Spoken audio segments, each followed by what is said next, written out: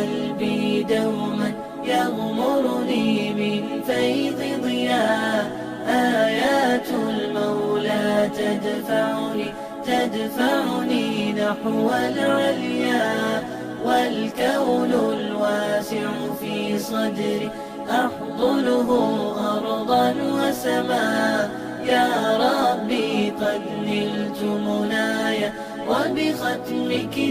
ہمارے محترم ناظرین، سامعین حضرات، السلام علیکم ورحمۃ اللہ وبرکاتہ۔ جیسا کہ آپ حضرات کے علم میں ہے، الحمدللہ تجوید کورس کا دوسرا حصہ چل رہا ہے، اور اب تک ہم نورانی قاعدے کے 2 حصے مکمل پڑھ چکے ہیں۔ تیسرا حصہ چل رہا ہے، اور تیسرے حصے میں سے اب تک الحمدللہ ہم 2 تختیاں یعنی کھڑی حرکات اور حروف مدہ والی پڑھ چکے ہیں۔ آج جو سبق ہم نے پڑھنا ہے وہ حروف لین والا۔ آج کے سبق کے اجمالی عنوانات: حروف لین کا تعارف، حروف لین کی پہچان، حروف لین کو پڑھنے کا طریقہ، واو اور یا کی 3 صورتیں۔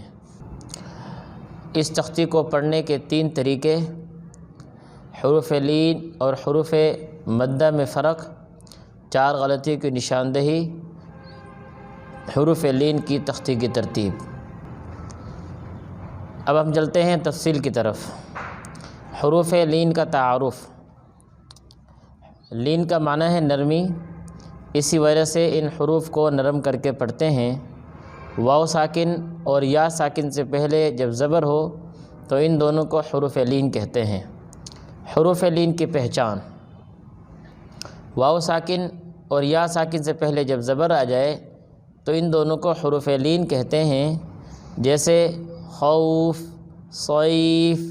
خوف میں واو ساکن ہے، اس سے پہلے خا کے اوپر زبر ہے، یہ واو لین ہے۔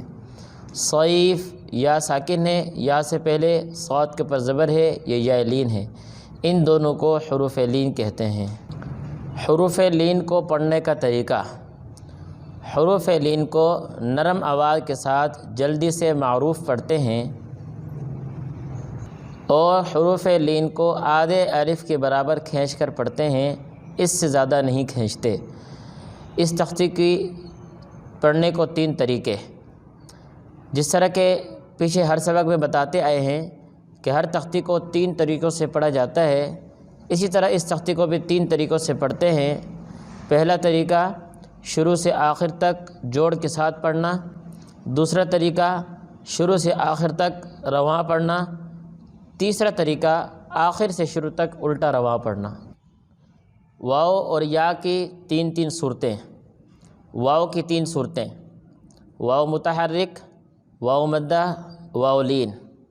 واو متحرک یعنی واو کے اوپر زبر زیر پیش ہو، اور واو لین یعنی واو ساکن اور اس واو سے پہلے زبر ہو۔ یہ دونوں واو یعنی واو متحرک اور واو لین مخرج نمبر 16 یعنی شفویہ سے نکلتا ہے، اور واو مدہ یعنی واو ساکن سے پہلے پیش ہو تو یہ جوف دہن مخرج نمبر 1 سے نکلتا ہے۔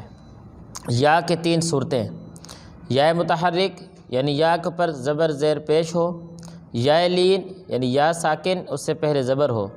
یہ دونوں یا مخرج نمبر 7 شجریہ سے نکلتے ہیں، اور یا مدہ یعنی یا ساکن سے پہلے زیر ہو، یہ مخرج نمبر 1 جوف دہن سے نکلتا ہے۔